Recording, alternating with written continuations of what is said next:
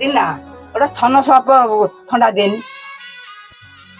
ମାଉସୀ ଥମସ ଅପ ସେକୁ କହୁଛ ଭଲ କଥା। କେତେ ଟଙ୍କା ବାଲା ନବ? ଦଉନ ସେ 100 ଟଙ୍କା ଗୋଟା।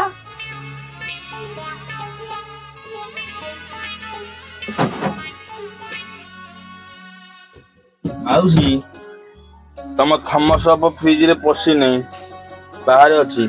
ଏ ସ୍ପ୍ରାଇଟ ଅଛି, ନେଇଯାଉ। ତ ଦୋକାନକୁ ଆସିଲେ ଗୋଟା ଜିନିଷ ମାଗିଲେ ତ ଆଉ ଗୋଟେ ଜିନିଷ ତ କଥା କହୁଛି। ମୁଁ ତ ଦୋକାନକୁ ଆସିବେନି, ଆସିବାଟା ମୋର ଭୁଲ।